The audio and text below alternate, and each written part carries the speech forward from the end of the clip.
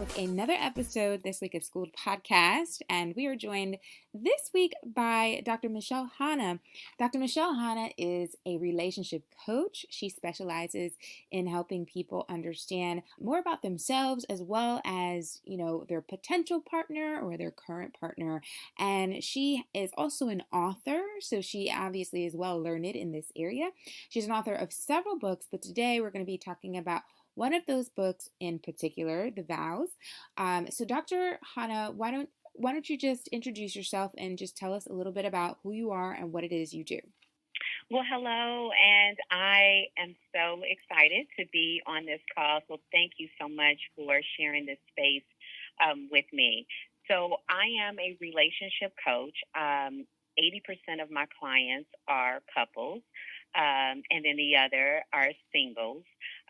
So I am really proud that I've now seen about 500 couples that have connected with the vows, and we are now at a 95% success rate Ooh. of either people, yes, of reinventing their marriage, of just entering marriage with a really, really good foundation. And then also we have some people, what I really feel is healthy, is when maybe they find out that marriage is not for the both of us to be married to one another. But the great thing is they still leave amicably. They still leave with love for one another, but just know that they're not going to be able to take that life partnership journey together. So I'm really excited about that. And also, too, is that, as individuals, that they grow. And so not only as a couple, but they really evolve as individuals. So very excited about that. I am actually located in Long Beach, California. But a lot of my clients are out of the state. So, thank God for video conference. We're still able to usher in some healing. That is a very 2000 something teen thing to do. I do that as well. So yes, thank goodness. Yes. Tell us about your book, because that is what we're discussing today, particularly how it could help other people. And what it reminds me of is the effort that a lot of people are undertaking to really get to know themselves. And we're even seeing people connecting on a deeper level with who they are so that they can connect with somebody else, either currently in their life or that they would like to attract into their life. Yes, absolutely. So we're speaking about the vows today, but I am totally excited that in August we are going to release the self-vows. And they're very connecting with one another because I believe that when I was writing the vows, what really stood out to me is that most of the couples that I coach with, I have to separate them, to really get the truth from each one, because sometimes people are not being as vulnerable and they're not being as transparent, or maybe it's like, I don't want to hurt your feelings. And so, when you're by yourself, you will just speak and have that space where you feel safe to do that. So what I found is that, wow, most people have not taken the self vow first before they even enter a relationship, let alone a marriage. So, for example, to have and to hold from this day forward.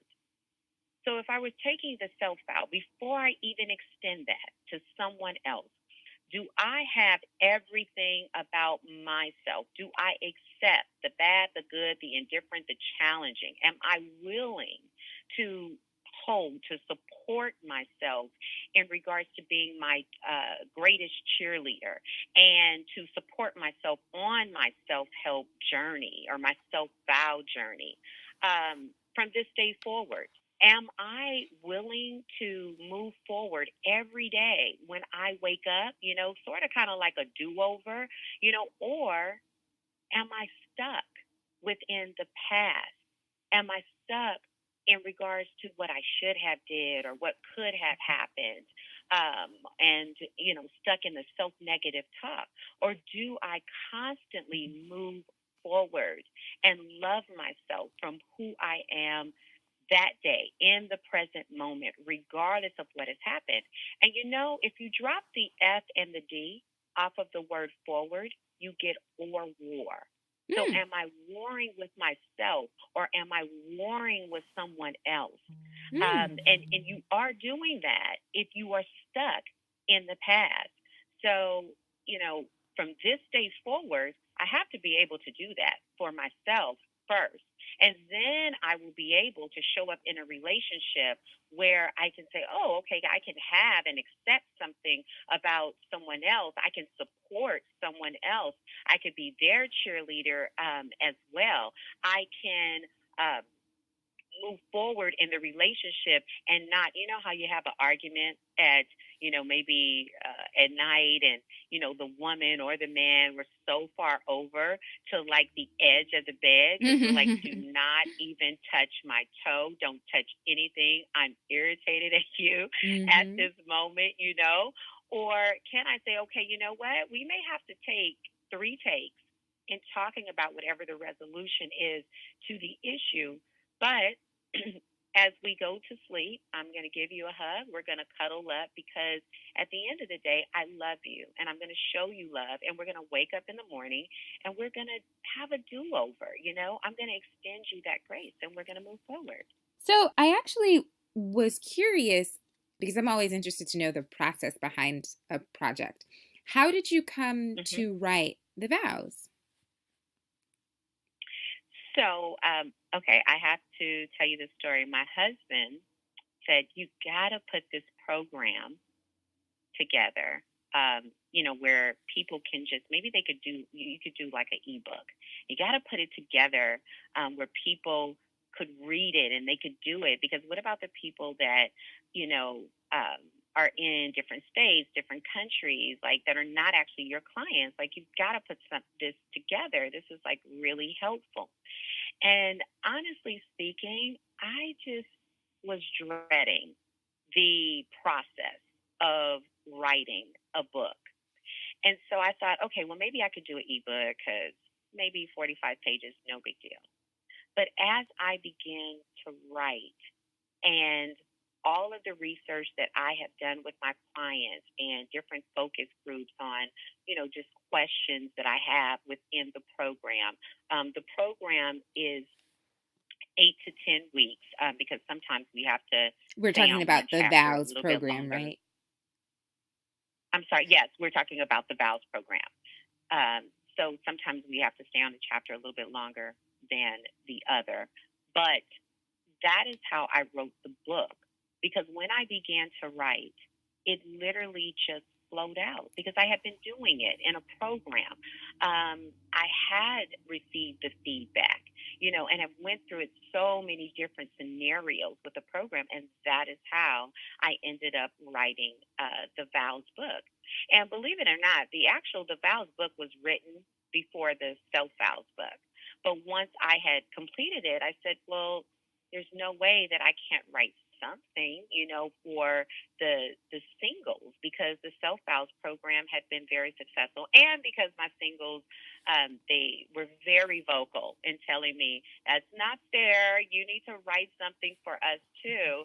And I'm thinking, do you guys have any idea like what goes into writing one book? But now you want me to write two? So I ended up doing that. I ended up writing 2 books in 1 year. So it's Wow. been an amazing journey. Mm-hmm. Wow, congratulations. The idea of self Thank you. vows it sounds like a very millennial thing to do, right? Like we see a lot Mm-hmm. of articles or headlines these days about people marrying themselves or doing different ceremonies to commit to themselves. Or, I've actually, not joking, I've seen, and it wasn't here, I forget where it was, but there was a article I read about a woman who got married to like this doll.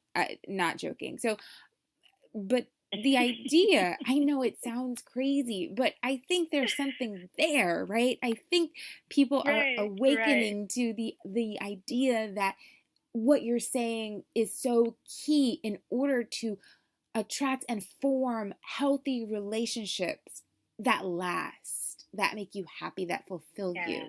How would you describe self vows to somebody who has never heard the concept before and thinks it sounds very foreign? Okay, so the self vows are basically the traditional vows that one is taking to self. Now, it is not saying that I'm asking you to marry yourself and that you're not going to be in a relationship in regards to companionship or partnership, marriage, and so forth, unless that is your decision that that's not something that you connect to, at that time. So, but you're not marrying yourself to say, okay, I'm marrying me and I'm not going to connect to anyone else. It's like, no, I am, I want to, excuse me, to embrace those traditional vows and I want to do it for myself first. So basically, when it comes to connecting deeper with self intimacy, connecting deeper with intellectual intimacy, emotional, physical, and being authentically who you are, as well as being guided through the book to emotionally heal. And I am a firm believer that if we don't feel, we cannot heal. You have to feel in order to heal.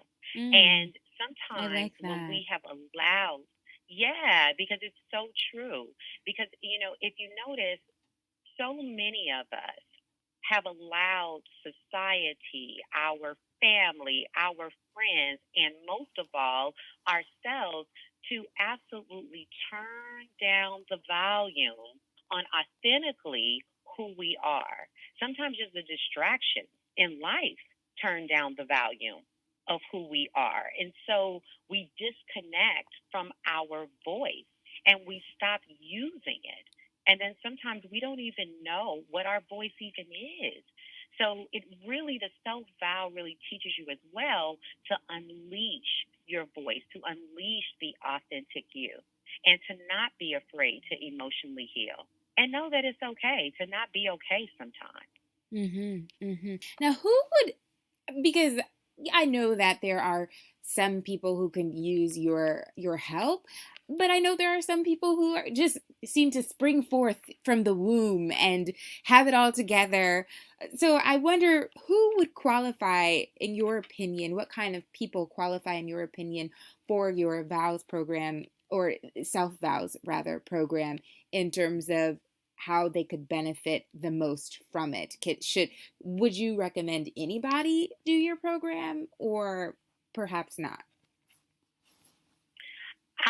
I would say that the self vows program is for everybody, men, women, everybody. And the reason why I say that is because I believe truly that we all need to take our self vows for yourself first. And then, obviously, if you are going to now show up in the world and you are looking for a mate and you are ready for a relationship, we show up who we are. Now, some of us may try to fake who we are, but even that will be uncovered as people get comfortable. They start being more of who they are. And so, if you want to, sometimes when I'm sitting down and I'm speaking with singles and they have a long list, like, I want him to be the most romantic person. I want her to be the most loving and supportive person. I want her to be kind and fun and all of these different things. And I always ask the question first, are you compassionate Mm-hmm. to yourself and to others? Mm-hmm. Are you love? Do you show up as love? Do you show up as kind? Are you fun? Are you not a procrastinator? Are you determined? So Mm-hmm. ask all these things to yourself first. And because it's not fair to then want all of these things from another, and I'm none of those things. Sure. And so when we show up in the world and we've done our work, and trust me, the work will be forever. We're always going to be doing our work if you're committed to evolving. But when we have done the foundational work, and then who we show up in the world is more authentic of who we are. And so now I introduce you to who I truly am and not the representative, because that is not fair. Right. Right. Absolutely. It is so true. I always talk about this when I'm talking to my single friends often about how my husband and I met. Wow, over 5 years ago. It's hard to imagine. We just got married last year. And I tell people Hmm. I was crying over some guy who really is irrelevant right now. But I thank him for teaching me what I needed to learn in order, to move on and then meet my Yes, husband. yes, But yes, absolutely. yep, I was crying over some guy and I was talking to my mother and she said, Nia, you need to start dating people who share your values. And man, it was Yes. like a light bulb went off. And I must say, admittedly, I rarely take advice from my mother. We're just very different. We look at the world very differently. I of course Right. honor what she says. However, I don't often use her advice. So, but this time I absolutely heard her loud and clear. And once she said that, I realized I had no idea what my values were. And I knew on the surface that, I'm compassionate. I, Hmm. enjoy certain things and I'm driven and whatever. But deep down underneath all of that surface stuff, I had never actually sat down and asked myself or written down what my values were. And in order, I realized to find somebody who shared my values, I had to identify what they were for me first. So what you just said, it just reminded me of that. Absolutely. And I mean, that is so true in regards to values. A lot of people may not even know, like you just said, what even their values are. And I would just like to tell your listeners this is a really cool exercise to do. And it does take reflection, but it's pretty simple. You sit down and you start to delete and reset. So Hmm. you're going to delete all of the things that you don't need in your life that just actually doesn't serve you. And so whether that's a thing, whether that's someone, that's in your life, a relationship that may be toxic, or perhaps it's you. Maybe it's toxic things about you and things that you need to delete. And then you're going to reset. So now what are the steps that I need to do in order to reset whatever that behavior is? And then you move into the restructure, which is the action of it all. So when you do that, you start to get a very clear picture of who you are and who your surroundings are and how you're choosing relationships. Can you So give if us you an have the list, example, if you don't mind? Would you hmm mind giving like a very sure. short example of kind of how you do what you just explained? Okay. So if let's say that um, I want to delete it, let's say an individual, that every time I talk to this individual, I get off the phone and I just feel drained. And it's just as if that, like I had a whole, and I'm talking about a person that's not even in the profession, that I had a whole counseling session with this person, like every single time they call. They don't serve me in the sense of where they provide me anything healthy. I just feel drained every single time. So then I may have to think about, do I delete the relationship completely, or maybe I delete the relationship for a season because maybe that person, what they're going through, maybe it is just for a season. They're just going through a rough patch. But what if I'm going through a rough patch at the same time? So now I'm helping them more than I'm even helping myself. So maybe I have to delete the relationship for just a season. And I think that that person deserves to have that conversation where you just don't do it and you just cut people off, because that's not fair. But you have Right. that conversation. And then maybe the reset is that I now have to set boundaries. So my boundaries is that, you know what, I can't speak to someone in this season of my life until I take care of me. And once I, do my self care and what I need, then maybe I can offer my assistance to that person, like a listening ear or, giving advice or being a support for them in whatever capacity that they need that does not affect me and that makes me feel even more toxic than maybe already what I'm actually going through. And then maybe it's not even that I'm going through something that's maybe toxic or that's really heavy. Maybe it's the fact that I don't have the capacity because I don't have the quality time to be fully present to provide that person with what they need. So that is a part of the reset when you're going through the steps and you're brainstorming into what the restructure should be. Do you see what I'm saying? Absolutely. Absolutely. And that sounds like it can be very beneficial. So I Hmm. know, so tell me though, if one is looking to do your self vows program, maybe they want to attract somebody in their life, or maybe they want to be single. I guess how, or maybe they even just want like an inner transformation. How does one's state of mind at their starting point impact how they would do the program? That is very important. You have to be ready to be vulnerable. And when Hmm. I say vulnerable, the main thing is you are ready to get naked. You are not showing up Oh boy. with, your bra on, your underwear on, your jacket on, your shades on, your combat boots. No, we're showing up completely naked and open to whatever it is that we need to address and that we need to resolve. So that's one, is vulnerable. Two is being transparent, honest. When you are honest and when you are truthful, it's something about that don't get me wrong, it is scary, but it starts to be, the more transparent you are, the more free you start to feel. And you're like, why didn't I do this like years ago? I feel so much better just to tell my truth. And you can tell your truth with compassion and be kind. You don't have to be mean in telling your truth. So, and unleashing your voice, the voice that others, and we talked about this a little while ago, the voice that others may that have attempted to turn down the volume on, or quiet down, or maybe it's you that has tried to turn down the volume on the voice that you have because of whatever insecurity that may be there. So you definitely have to have that state of mind before you begin either the vows program or the self vows program. And what if you don't have that state of mind? How do you get there?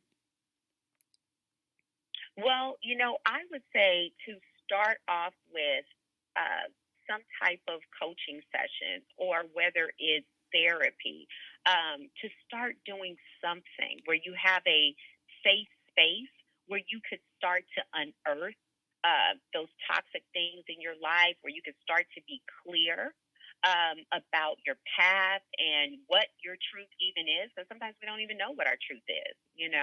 And so I would say to start there. And if that seems like way too big and too scary for you right now, maybe that's not where you are.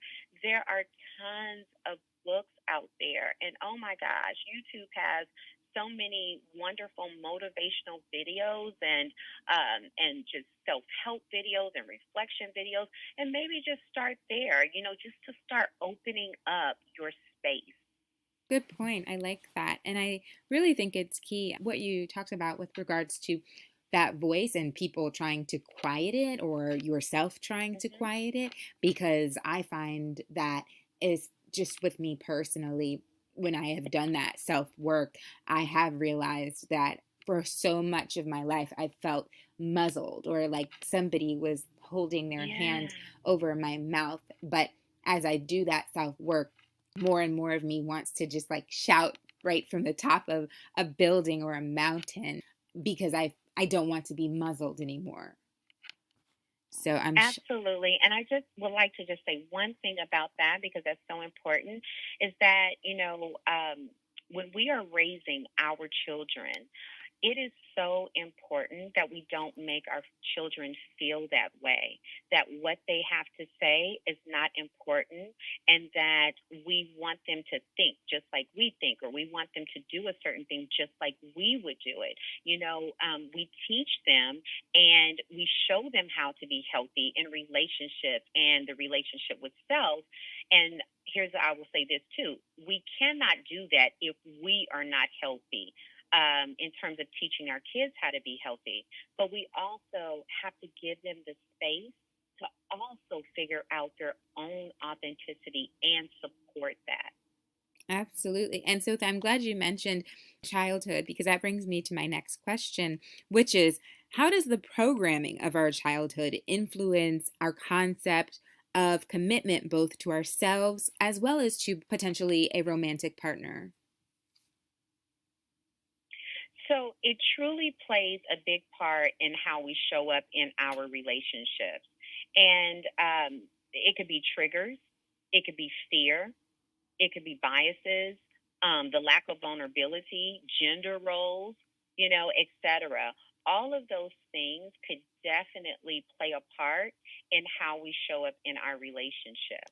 And I've seen it time and a time again in so many different relationships where if maybe the parents, they show them how to, or the lack of having a healthy relationship, then it shows up in their relationship. Certain triggers that maybe they were traumatized as a child, that then shows up. One is a big one is abandonment. Right. That truly shows up in a relationship. The insecurity, the, oh my gosh, are you going to leave me if I tell you this or if I share this with you? So the fear of being myself, so then that totally disconnects from being authentic, or maybe your parents saying, you know what, don't be vulnerable because that equates weak.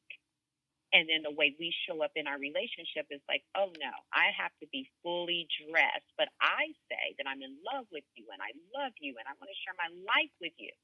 But I show up fully dressed in regards to the just the example that I gave you is showing up in your coat and your glasses and your combat boots and all of that stuff.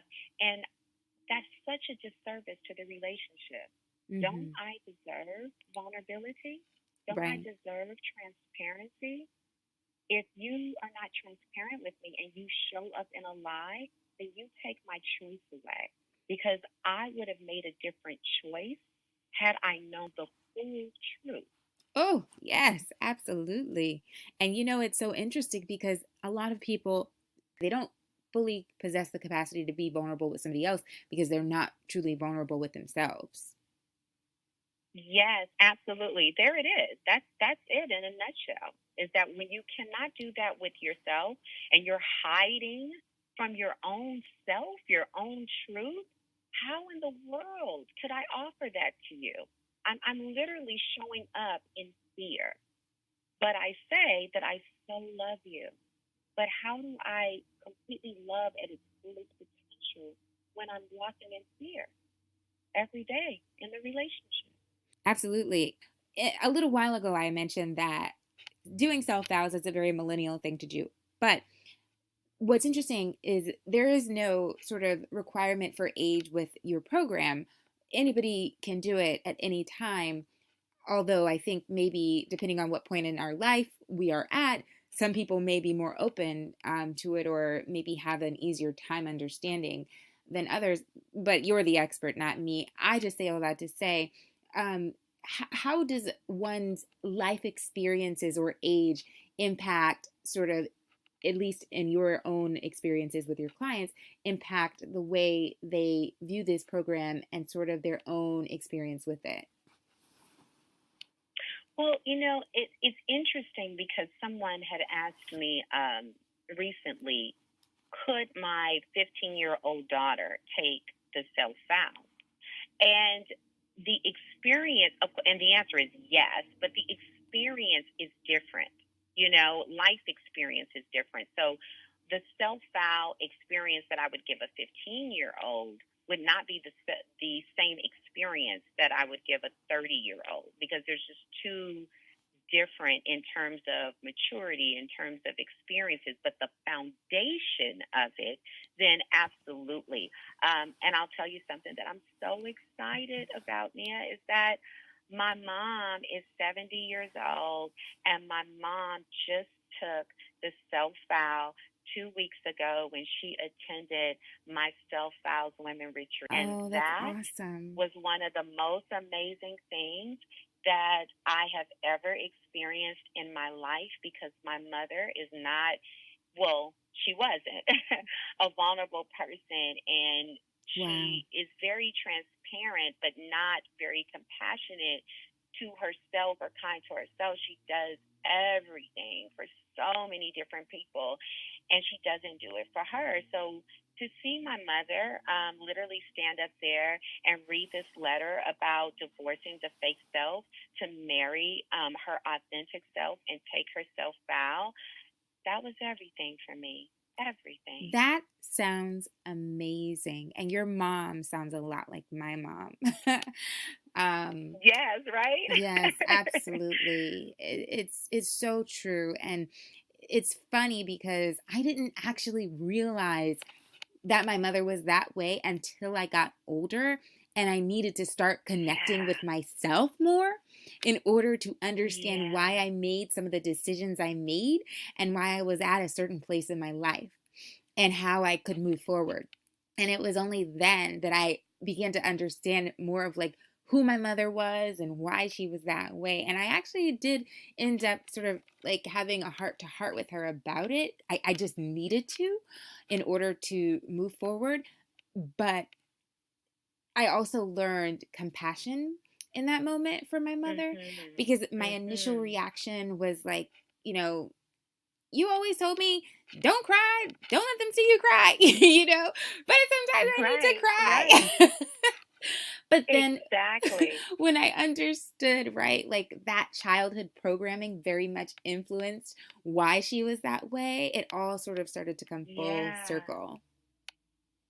Yes, I love what you just said about that, because um, my mother and I, when I wanted to figure out, and I say wanted at first, and then I figured out that I needed to figure out, like, but who am I? What do I like? What do I think? What are my values?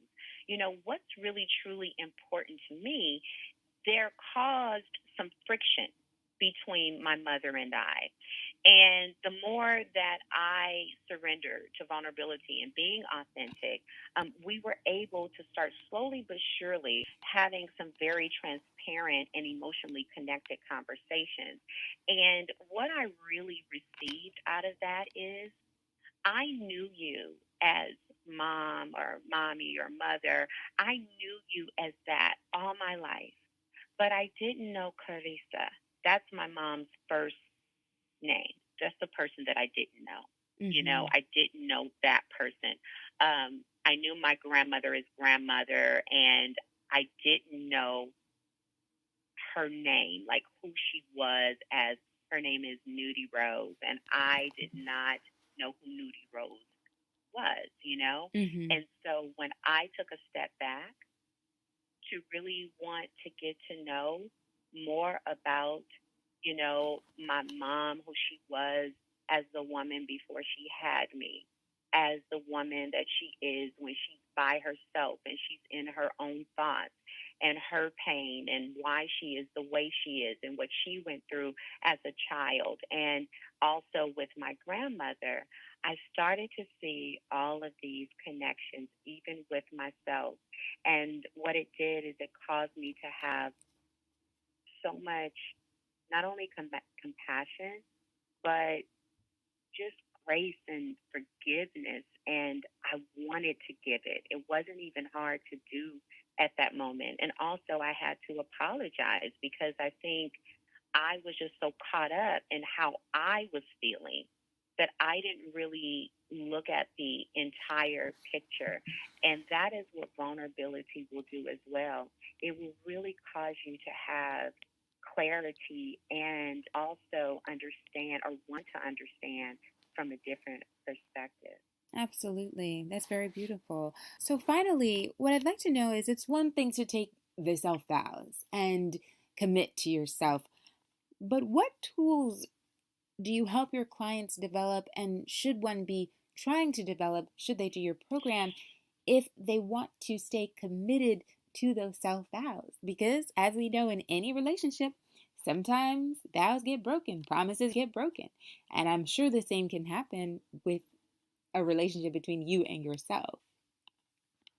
Yes, absolutely. Well, the first thing that I would say is one tool is the vows, is to purchase the vows, because if you want to unearth what needs to be uprooted in the relationship, you want to address the issues, have a deeper connection of the four intimacies, teach you how to feel and heal, and have those tough conversations.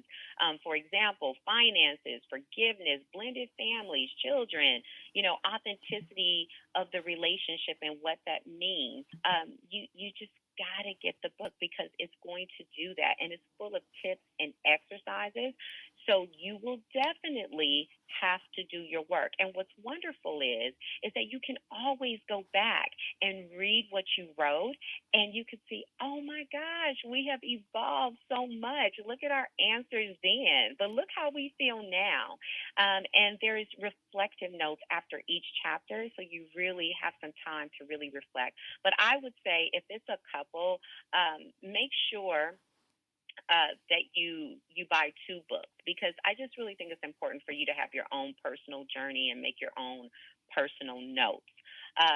With the self files that is going to be released in August, the same thing. It's tons of tips and exercises and connecting deeper through intimacy, emotionally healing, resolving the tough issues, and just really having your own personal journal to guide you and lead you to feeling free. And also, you have your reflective notes there after every chapter. So it's a great way to just even brainstorm, just do whatever you want to do, right to your heart's content where that's concerned. There's no process that you have to write a certain way. I just want you to be free, in writing what you feel. And so that at the end of that, you will begin to feel very clear. Two more tools that I'd like to give, which I think is really good for couples that you could start doing now. And I call it the SCEO meeting. And, basically what that is it's a meeting that is basically kind of governed like you would have like your CEO meeting. And I say the S because usually a good time is on a Sunday, when you've done everything in the week and you have time to be fully engaged. I say don't have this meeting more than an hour because I just think people start to disconnect. But you're going to talk about the things that maybe didn't go right that week. Maybe I didn't feel as appreciated. Maybe I felt taken for granted. Maybe I'm going to update you on some accomplishments or, just maybe even some financial issues that we need to speak about. But most of all, I'm going to tell you all the things that you did that was wonderful and that was great and how it made me feel. And I think that's just so important because we can say all the things that maybe a person did wrong, but when you really weekly sit down and say, hey, these are all the things that you did right. Like, I love that meal that you cooked for me. It made me feel, so good. Or this is another tool, which is a do-over. And you can always do a do-over. Every morning when you wake up, say to yourself, like, I need to do a do-over. I can do a do-over. I deserve to do a do-over. Or you can even ask yourself, hey, can I have a do-over on that issue? Because you don't want them to have that negativity that was associated with it. You don't want that to be their last feeling. So it's your time to turn things around and make it into a positive. And lastly, I would say this is very important in terms of the foundation of any relationship. And whether it's, a couple or whether it's friendship, or even, family. And that is protecting that person from the worst part of you. And I think that if we really have that thought, always in our mind, like, I want to protect you from the worst part of me because you don't deserve that.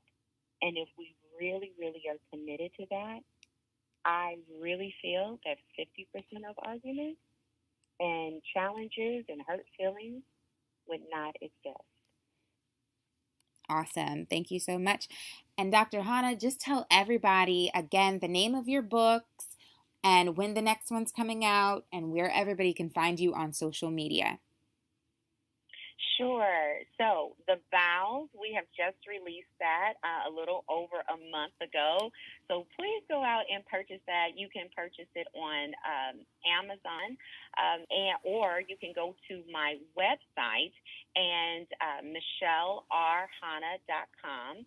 And that's MichellerHannah.com. And just go to the books and resources, and you can purchase the vows. And then I also have previous books there that may interest you as well. The self-vows will be coming out in August, and it will be available on Amazon as well as on my website.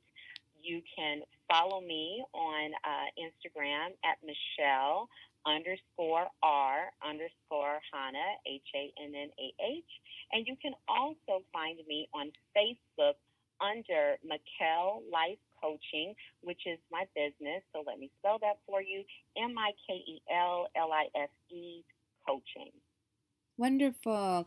Thank you so much. This has been a really great conversation. And I feel like one of the reasons you probably are able to connect with so many people and help so many people is because you're so authentic and genuine, and people feel very comfortable when they can relate to what you're saying. And I'm really grateful that you were able to give us real life examples of your own experiences, because it really helped me understand exactly how your program works and why the self-vows matter. So thank you so much for joining us. And everybody who's listening, you can, of course, find us on social media at Skooled Podcast, both on Facebook and Twitter. And we're also on Instagram at Skooled Podcast as well.